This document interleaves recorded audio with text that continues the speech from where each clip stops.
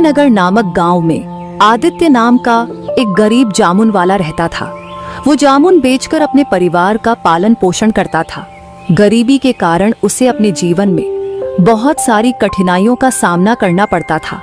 जामुन ले लो, जामुन ताज़ा और मीठा जामुन। आदित्य, ये जामुन कितने रुपए किलो है? भाई, जामुन 50 रुपए किलो है। अरे बाप रे, इतने महंगे जामुन। तुम्हारे जामुन में कोई कीमती सोने जड़े हुए हैं क्या, जो तुम इतने महंगे जामुन बेच रहे हो? भाई, ये अभी अभी जंगल से आए हैं, बिल्कुल ताजे जामुन हैं। और वैसे भी अब तो जामुन के दाम भी बढ़ गए हैं। नहीं, अगर 20 रुपए किलो देना है तो दो, वरना मैं कहीं और से ले लूंगा। 20 रुपए, ये तो बहुत ही कम है। ठीक है, तो तुम अपनी जामुन अपने पास रखो, मैं तो चला। ऐसा कहकर वो आदमी वहाँ से चला जाता है।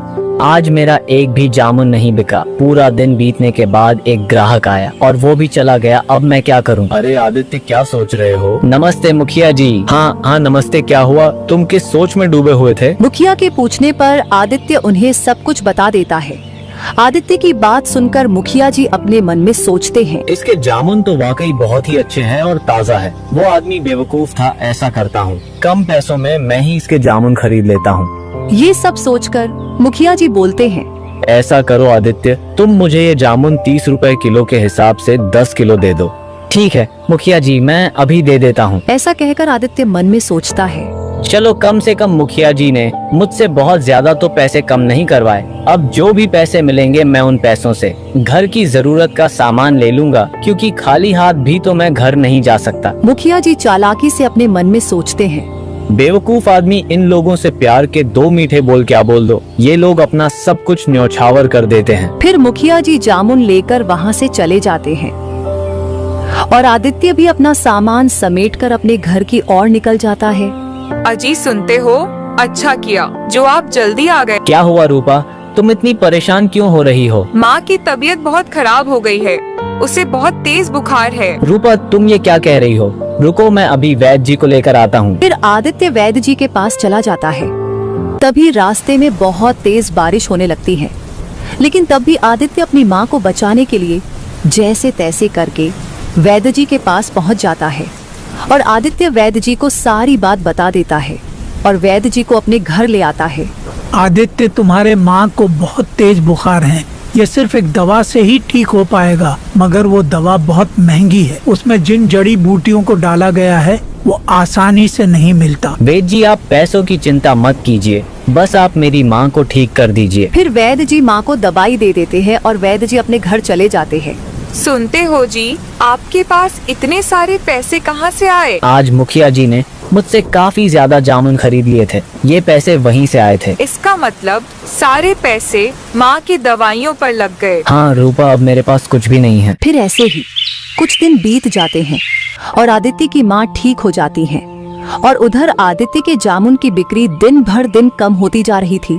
वो रोजाना केवल 20 या 40 रुपए ही कमा पाता था। तो फिर एक दिन रूपा बोलती है, अजी, सुनते हो? आज तो घर में कुछ भी खाने को नहीं है। तुम चिंता मत करो रूपा, मैं कुछ इंतजाम करता हूँ। बस भगवान आज अपनी सुन ले और मेरी सारी जामुन बिक जाए। ठीक है रूपा, मैं जामुन बेचने चलता हूँ। इतना कहकर आदित्य अपनी जामुन की टोकरी लेकर गाँव में चला जाता है। जामुन ले लो, जामुन ताज़ा और मीठा जामुन। इस तरह आदित्य पूरे गांव में जामुन बेचता है, लेकिन शाम होने तक उसकी एक भी जामुन नहीं बिकती। तो वो थक हार कर एक पेड़ के नीचे बैठ जाता है और मन में सोचने लगता है, सुबह से शाम हो गई, लेकिन अभी तक मेरी एक भी जामुन नहीं बिकी। अब तो ये जामुन भी सड़ने लगी है। अब मैं क्या करूं? हे ईश्वर, मेरे जीवन की कठिनाइयां कब खत्म होगी? आदित्य ये सोच ही रहा था कि तभी वहाँ से एक साधु बाबा गुजरते हैं। भिक्षामदेही, भिक्षामदेही, तुम एक दोगे, ईश्वर तुम्हें सो देगा। प्रणाम साधु बाबा। आयुष्मान भव पुत्र। क्या आपको कुछ चाहिए साधु बाबा? हाँ पुत्र, मैं एक भिक्षुक हूँ और यहाँ लोगों से भिक्षा मांग रहा हूँ। कैसी भिक्षा साधु बाबा? पुत्र, मैं अपने शिष्यों के लिए भोजन इकट्ठा कर रहा हूँ, इसीलिए गांव गांव लोगों से भिक्षा मांग रहा हूँ। पुत्र, अगर तुम चाहो तो अपनी खुशी से तुम भी कुछ थोड़ी सी भिक्षा दे सकते हो। क्षमा चाहता हूँ साधु बाबा, अभी मेरे पास आपको देने के लिए 1 रुपया भी नहीं है और ना ही मेरे घर में आटा या कोई अनाज है जो मैं आपको दे सकूं, और ना ही मैंने आज सुबह से कुछ कमाया है मेरे पास आपको देने के लिए। कुछ भी नहीं है। पुत्र, क्या तुम मुझे ये जामुन दे सकते हो? बाबा की ये बात सुनकर आदित्य अपने मन में सोचने लगा। हाँ, ये जामुन तो मैं साधु बाबा को दे ही सकता हूँ। वैसे भी शाम हो गई है और इनके बिकने की उम्मीद भी नहीं है। वैसे भी ये खराब हो जाएंगे, इससे अच्छा है कि किसी के पेट में चले जाए तो ज्यादा अच्छा होगा। ये सोचकर आदित्य बोलता है। जी साधु बाबा, आप ये जामुन ले जाइए। आदित्य की बात मानकर साधु बाबा टोकरी से थोड़ी सी जामुन उठा लेते हैं।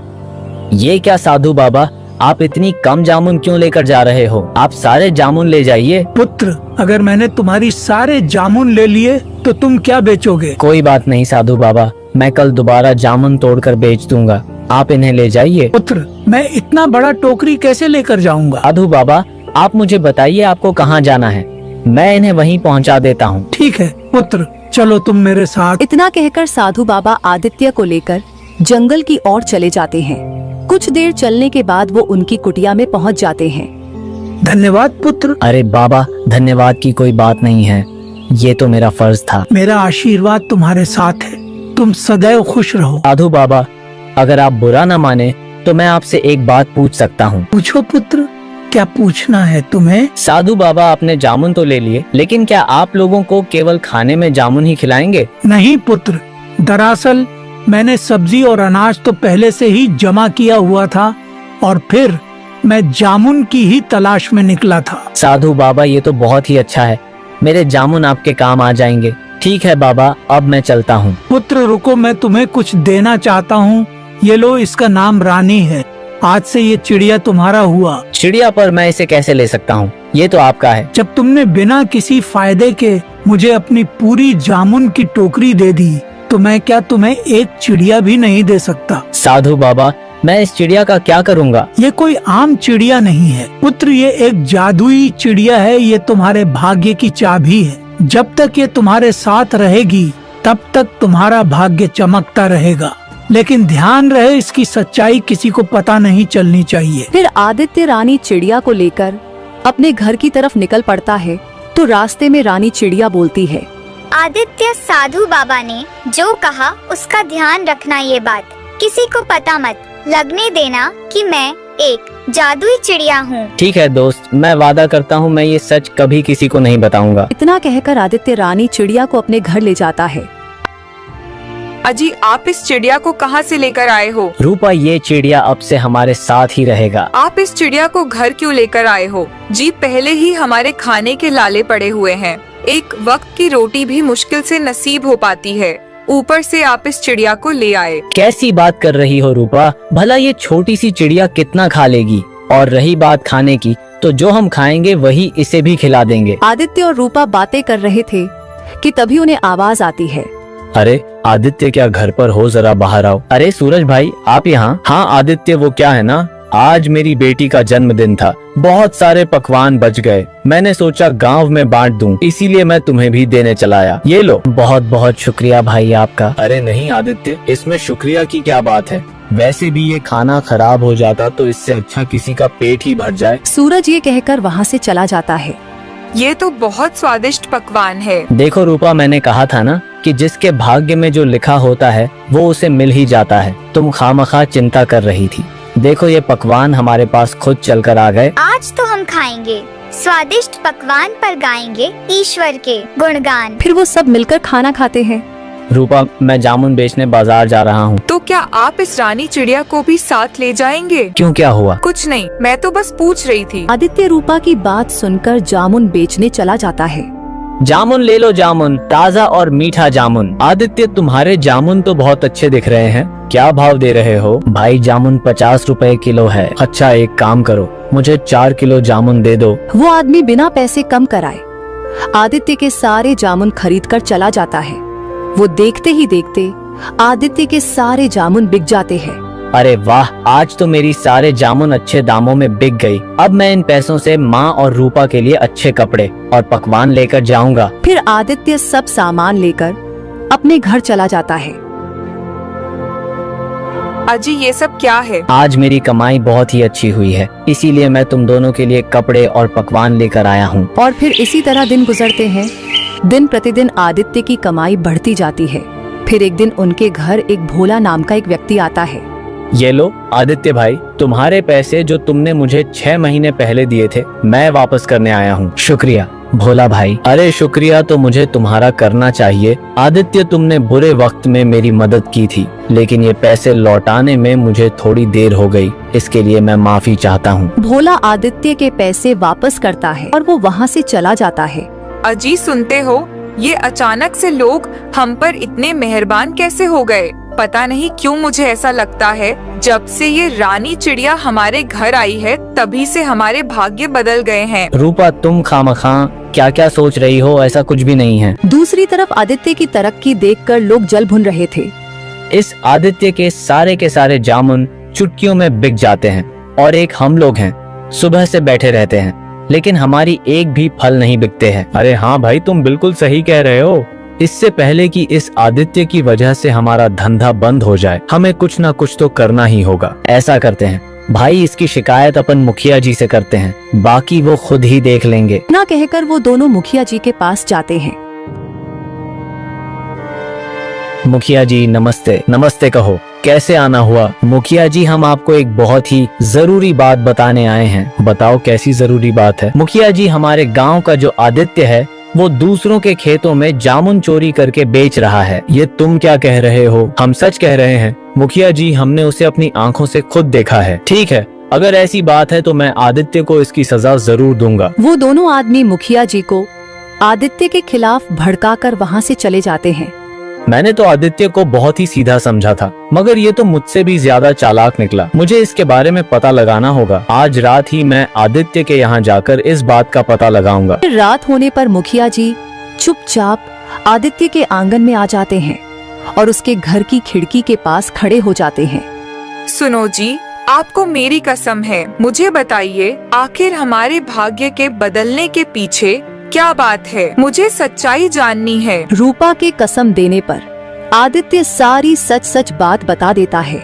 अरे वाह, ये तो बहुत ही खुशी की बात है। उन दोनों की ये सारी बातें मुखिया जी सुन लेते हैं। ओह, तो इसका मतलब ये है कि इस चिड़िया के हाथ में ही आदित्य के भाग्य की चाबी है। अगर मैं इस चिड़िया को अपने साथ ले जाऊं तो मेरा भाग्य भी बदल जाएगा। फिर अगले दिन सुबह होने पर मुखिया जी उन आदमियों के साथ आदित्य के यहाँ पहुँच जाते हैं। आदित्य, तुम इतने बड़े चोर निकलोगे मैंने कभी सोचा नहीं था। चोरी? कैसी चोरी मुखिया जी? ज्यादा बनने की जरूरत नहीं है, मैं तुम्हारी सारी सच्चाई जान चुका हूँ। कैसी सच्चाई मुखिया जी? आदित्य, एक तो तुम दूसरों के खेतों से जामुन चोरी करके बेचते हो और पूछते हो कैसी चोरी। तुम्हारी सजा ये है कि अब तुम्हें मुझे 15,000 रुपए का भुगतान करना पड़ेगा। मुखिया जी, मेरे पास इतने पैसे तो नहीं हैं और मैं सच बोल रहा हूँ, मैंने किसी के यहाँ कोई चोरी नहीं की। अगर तुम्हारे पास 15,000 रुपए नहीं है तो मैं ये तुम्हारा चिड़िया अपने साथ ले जाऊंगा। नहीं नहीं, मैं तुम्हारे साथ नहीं जाऊंगी। मुखिया जी, ये मेरा चिड़िया है, आप मेरे चिड़िया को ऐसे लेकर नहीं जा सकते। आदित्य को बेबस देखकर वही फल वाला आदमी बोलता है, मारो इसे, ये हमारे खेतों में चोरी करता है और हमारी मेहनत के पैसों पर ऐश कर रहा है। हाँ हाँ, मारो मारो इसे, ये हमारे खेतों में चोरी करता है और हमारी मेहनत के पैसों पर ऐश कर रहा है। हाँ हाँ, मारो इसे, ये चोर है। छोड़ दो मेरे पति को, ये निर्दोष है, इन्होंने कुछ नहीं किया है। सभी की ऐसी बातें सुनकर मुखिया जी आदित्य को छोड़ देते हैं और अपने मन में सोचते हैं, बेवकूफ इंसान, अब मैं इसके चिड़िया से अपने भाग्य को बदलूंगा। फिर ऐसे ही कुछ दिन बीत जाते हैं। रानी चिड़िया के चले जाने से आदित्य की हालत पहले से भी बदतर हो जाती है। सुनिए जी, हमारे पास तो अब खाने के लिए कुछ भी नहीं है।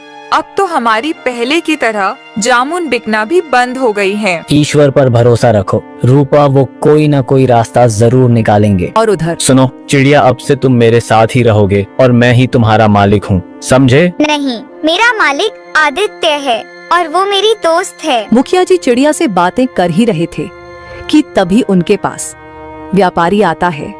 अरे रमेश भाई। हाँ मुखिया जी, मैं यहाँ एक काम से आया हूँ। कहिए क्या काम है? असल में मैं इस गांव को छोड़कर जा रहा हूँ और यहाँ मेरी बहुत सी जमीनें हैं जिन्हें मुझे बेचना है। तो मैं इसमें आपकी क्या मदद कर सकता हूँ? यही कि अगर आप मेरी सारी जमीनें खरीद ले तो बहुत अच्छा होगा, क्योंकि आपके सिवा इस गांव में मेरी इतनी सारी जमीनें कोई नहीं खरीद सकता। फिर मुखिया जी उस व्यापारी की जमीनों को कम कीमत पर खरीद लेते हैं और कुछ दिनों में उन जमीनों को 2 गुनी कीमत में बेच देते हैं।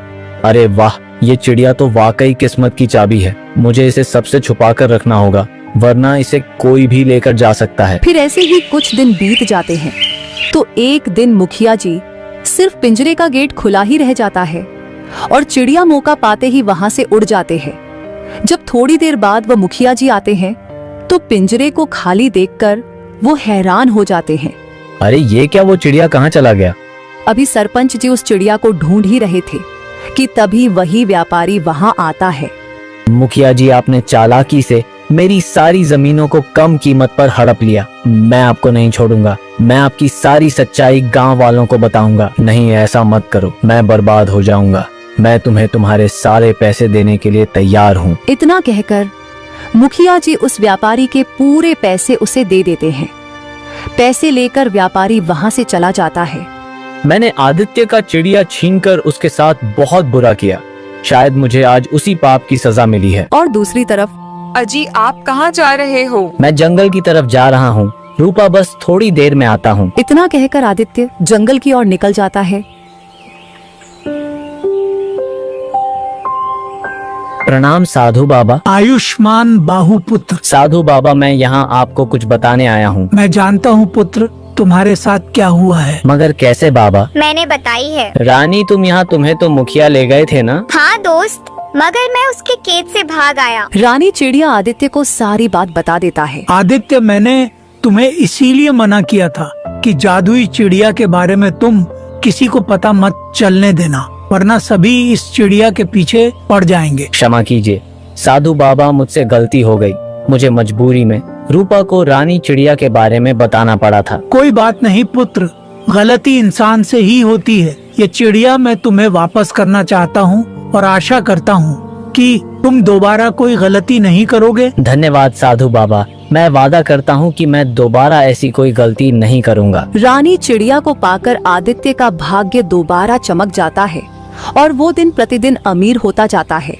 रतनपुर गांव में एक रमेश नाम का जमींदार रहता था, जिसके पास धन दौलत की कोई कमी नहीं थी, लेकिन वो घमंड में हमेशा चूर रहता था, जिस वजह से पूरे गांव वाले उससे परेशान रहते थे।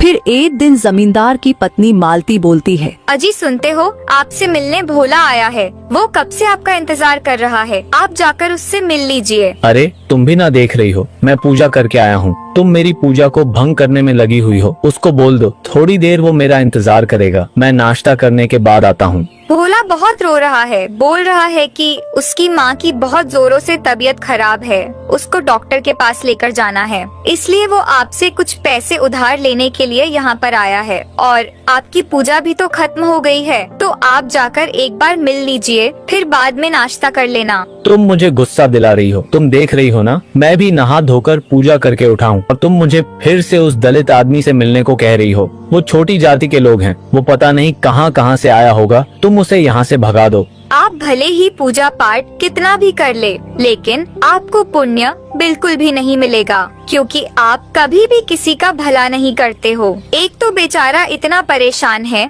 और उसकी माँ की तबीयत ठीक नहीं है, उसको डॉक्टर के पास लेके जाना है, और आप है कि उसे छुआछूत कहकर भगा रहे हो। तो क्या पूरे गांव के भिखारी का मैंने ही ठेका ले रखा है? क्या सभी मुंह उठाकर यहाँ चले आते हैं पैसे मांगने के लिए? मालती और जमींदार दोनों आपस में बहस कर ही रहे होते हैं कि भोला उनके घर में आ जाता है। ये देखकर जमींदार को बहुत गुस्सा आ जाता है और वो गुस्से से भोला को कहता है, तुम्हारी हिम्मत कैसे हुई मेरे घर में घुसने की? चलो बाहर निकलो, जल्दी गेट से बाहर निकलो। मालिक, मेरी माँ की तबीयत बहुत खराब है, मुझे माँ को डॉक्टर के पास लेके जाना है। मैं अपनी जमीन के कागज लेकर आया हूँ, आप इनको गिरवी रखकर मुझे कुछ पैसे दे दीजिए, जिससे मैं अपनी माँ को डॉक्टर के पास लेके जा सकूँ।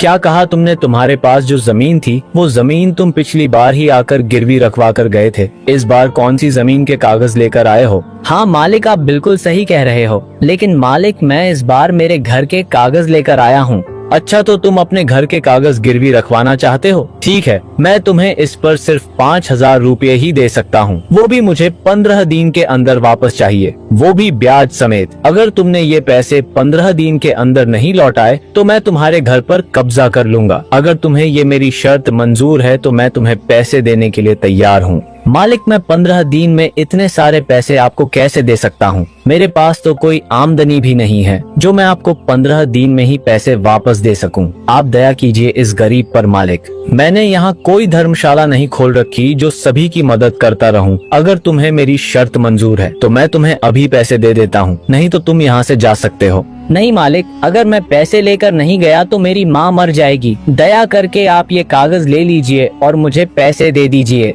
फिर जमींदार भोला के घर के कागज ले लेता है और उसको पैसे दे देता है। फिर भोला पैसे लेकर अपने घर आ जाता है।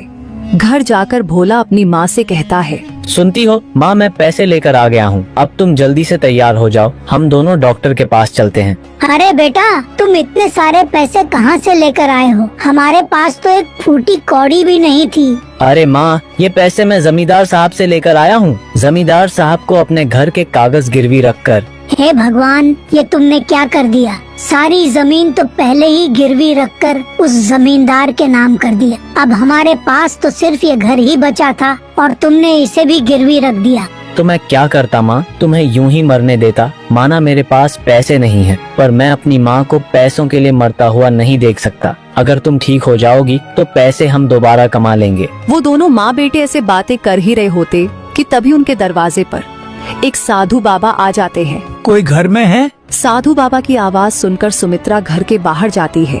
कहिए साधु बाबा, मैं आपकी क्या सहायता कर सकती हूँ? माँ जी, कुछ खाने को है तो मुझे दे दो, बड़ी जोर से भूख लग रही है।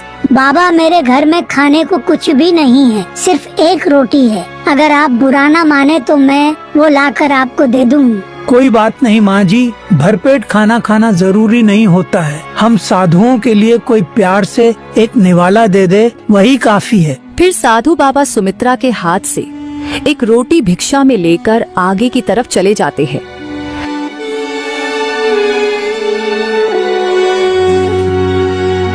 फिर वो चलते चलते जमींदार के दरवाजे पर पहुंच जाते हैं और आवाज देते हैं, भिक्षा मदेही, भिक्षा मदेही। ये आवाज सुनकर जमींदार की पत्नी मालती गेट पर आती है।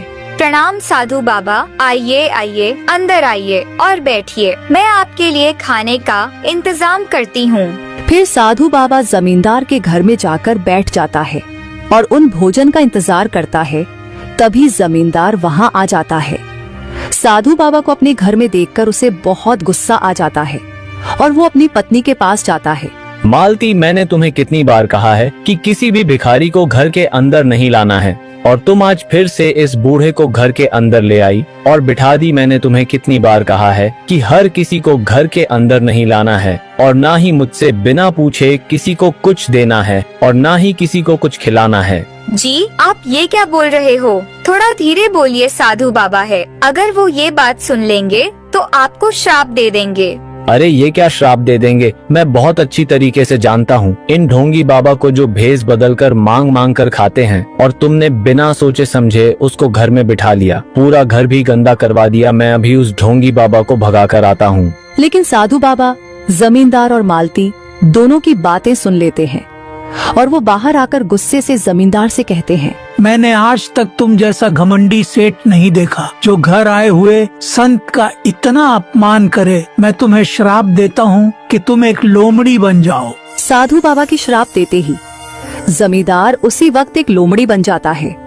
ये देखकर उसकी पत्नी मालती बहुत परेशान हो जाती है। साधु बाबा, इनको क्षमा कर दीजिए। आप अपना श्राप वापस ले लीजिए। मेरा इस दुनिया में इनके सिवा और कोई भी नहीं है। इनसे जाने अनजाने में गलती हो गई। इन्हें आपके बारे में नहीं पता था। आप इन्हें माफ कर दीजिए। मुझे क्षमा कर दीजिए। मैं अब कभी भी साधु या गरीब व्यक्ति का अपमान नहीं करूँगा। मुझे आप पहले जैसा कर दीजिए। मैं अपना श्राप वापस नहीं ले सकता, लेकिन मैं इसका तुम्हें तोड़ जरूर बता सकता हूँ। जब तुम किसी नेक इंसान के घर में खाना खाओगे तो तुम थोड़ा ठीक हो जाओगे। दूसरा, जब तुम किसी गरीब इंसान की या जरूरतमंद की मदद करोगे तो तुम आधा ठीक हो जाओगे। और तीसरा, जब तुम किसी भले साधु या पंडित का जूठन खाओगे तो तुम पूरी तरह से ठीक हो जाओगे। ऐसा कहकर साधु बाबा वहाँ से चले जाते हैं और वो लोमड़ी भी गांव के बड़े से पेड़ के नीचे बैठ जाता है। वो किसी के आने का इंतजार करता है।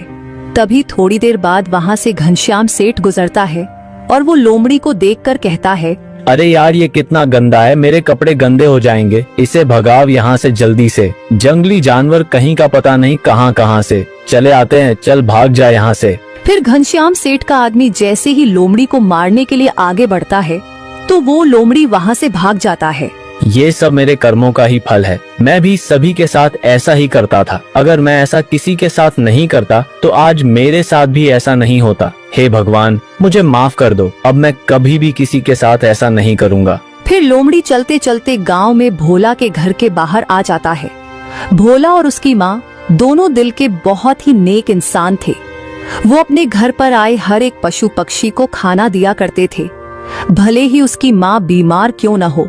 अरे ये तो भोला है जिसे मैंने अपने घर के अंदर भी नहीं आने दिया था। काश मैं ऐसा नहीं करता और सभी ब्राह्मण और गरीब मजदूर लोगों की मदद करता और उसके बदले उनसे कुछ नहीं लेता तो आज मेरी ये हालत नहीं होती। लेकिन सुना है भोला की माँ सभी को खाना देती है। मैं भी जाकर देखता हूँ, शायद मुझे भी दे दे तो मेरा थोड़ा श्राप ठीक हो जाएगा। देखता हूँ कि कब भोला की माँ बाहर आकर खाना डालती है।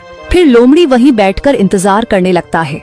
कुछ ही देर बाद भोला की माँ हाथ में कुछ थाली लेकर आई और उसने उस थाली को बाहर आंगन के एक पेड़ के पास रख दी और साथ में एक थोड़ा सा खाना पशु पक्षी के लिए रख दिया और वापस घर में चली गई।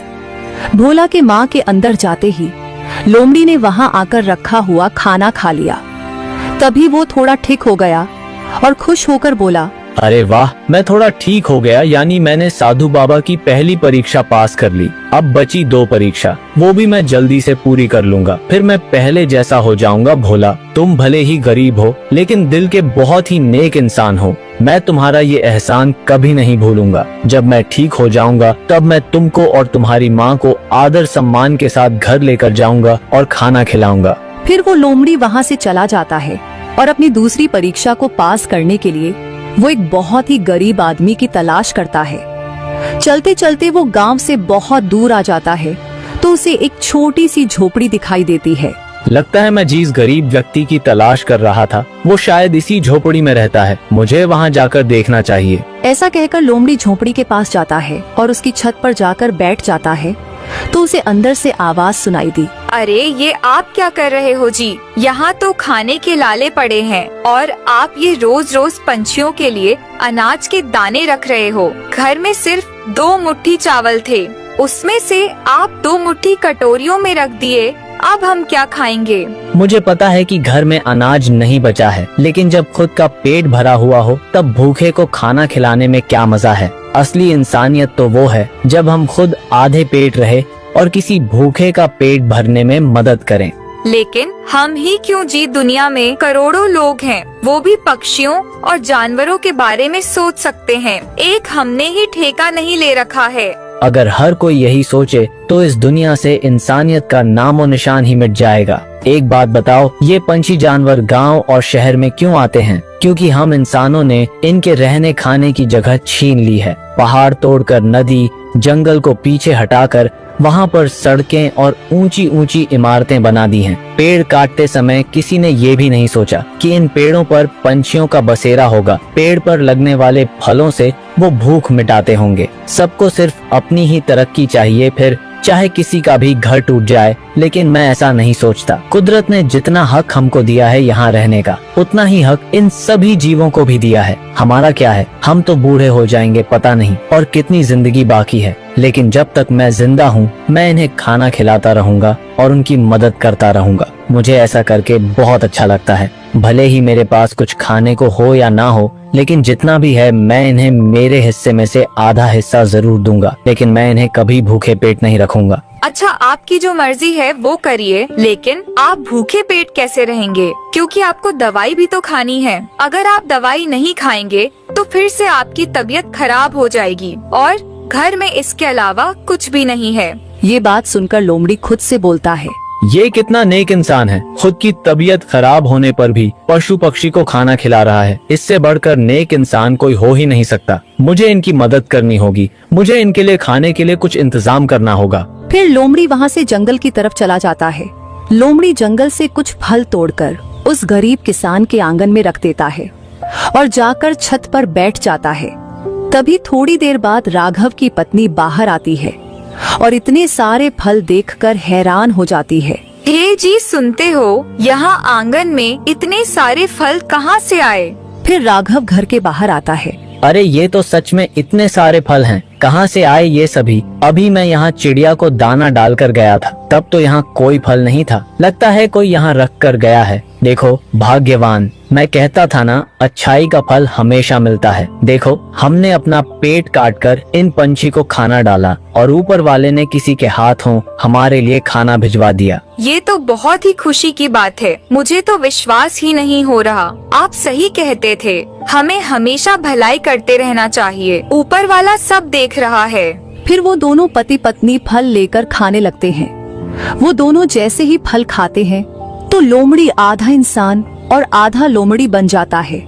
ये देखकर राघव, उसकी पत्नी दोनों डर जाते हैं। कौन हो तुम और ऐसे अचानक कैसे प्रकट हो गए? और तुम्हारा ये शरीर आधा लोमड़ी और आधा इंसान का कैसे है? मुझे कुछ भी समझ नहीं आ रहा है। आप सच में एक पुण्य आत्मा हो। मैं आपको सब बताता हूँ। पहले मैं आपका धन्यवाद करना चाहता हूँ। आपकी वजह से मेरा आधा श्राप खत्म हो गया। आपका बहुत बहुत धन्यवाद। फिर जमींदार सारी कहानी उस व्यक्ति को बताता है। ऐसी कोई बात नहीं है, मैं तो सिर्फ अपना कर्म कर रहा हूँ। नहीं, आप नहीं जानते कि आपने मुझ पर कितना बड़ा उपकार किया है। आपके दिल में सच में पशु और जानवरों के लिए बहुत दया है। चलो अब मैं चलता हूँ, मुझे अपनी एक और परीक्षा पास करनी है। इतना कहकर जमींदार वहाँ से चला जाता है और अपनी दूसरी परीक्षा भी पास कर लेता है और मन में सोचता है, मैंने अब तो दूसरी परीक्षा भी पास कर ली। अब तीसरी परीक्षा बची है, जो कि मुझे किसी ब्राह्मण का जूठन खाना है, जो कि दिल का बहुत नेक हो। फिर लोमड़ी चलते चलते गांव से बाहर आ जाता है, पर उसे किसी ब्राह्मण का घर नहीं देखता। वो चलते चलते जंगल में चला जाता है। तभी थोड़ी देर में रात हो जाती है तो लोमड़ी जंगल में ही सो जाता है। फिर अगले दिन सुबह होते ही लोमड़ी फिर से ब्राह्मण की तलाश में निकल पड़ता है। आज कैसे भी करके मुझे ब्राह्मण का झूठा खाना ही होगा, नहीं तो मैं ऐसे ही रह जाऊंगा। मैं एक काम करता हूँ, आज मैं फिर से गांव की तरफ जाता हूँ। वहाँ पर किसी न किसी घर में झूठा खाना मुझे मिल ही जाएगा। लोमड़ी चलते चलते गांव की तरफ चला आता है और उसको देखकर पूरे गांव वाले भागने लगते हैं। अरे मारो मारो इसको, आधा लोमड़ी और आधा इंसान आ गया है। ये तो कोई शैतान लग रहा है। नहीं नहीं, मुझे मत मारो, मैं कोई शैतान नहीं हूँ। मुझे साधु बाबा ने श्राप दिया है, जिस वजह से मैं ऐसा हो गया हूँ। मैं किसी को कोई नुकसान नहीं पहुँचाऊंगा। मुझे जाने दो, मुझ पर दया करो। इतना कहकर लोमड़ी वहाँ से चला जाता है और कोई गांव वाला उसको नहीं मारता। फिर वो जाते जाते पंडित के वहाँ पहुँच जाता है। वो पंडित घर के बाहर ही उसके झूठे बर्तन रखकर अंदर चला जाता है। ये देखकर लोमड़ी बहुत खुश होता है। फिर लोमड़ी उस थाली में से बचा हुआ खाना खा लेता है और पूरी तरह से ठीक हो जाता है। ये देखकर वो बहुत खुश होता है।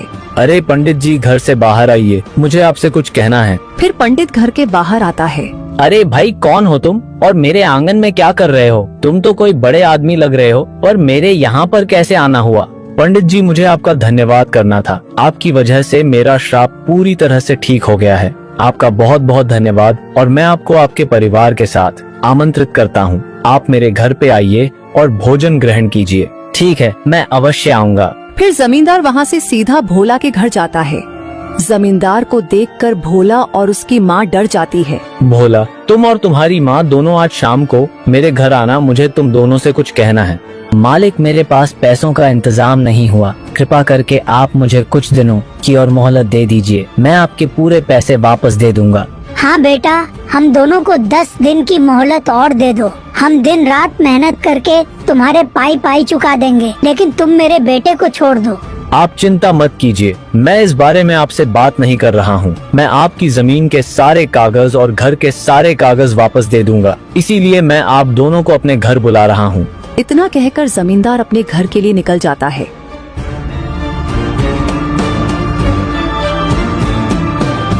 जमींदार को सही देखकर उसकी पत्नी मालती बहुत खुश हो जाती है। देखो भाग्यवान, मैं बिल्कुल ठीक हो गया हूँ और तुम मुझे माफ कर दो। मैं तुम्हें हमेशा दान धर्म करने से रोका करता था। आज से मैं तुम्हें दान धर्म करने के लिए कभी नहीं रोकूंगा। अब मुझे सब समझ आ गया है। इस दुनिया में दान धर्म से बड़ी चीज और कोई नहीं है। इंसान के साथ ऊपर केवल उसके कर्म ही जाते हैं। मैं भी अब सब गरीब के जमीनों के कागज उन्हें वापस लौटा दूंगा और आज से रोज गरीब ब्राह्मणों को भोजन कराया करूंगा। तो दोस्तों, हमें इस कहानी से यही सीख मिलती है कि हमें कभी भी घमंड नहीं करना चाहिए और जरूरतमंद लोगों की हमेशा मदद करनी चाहिए।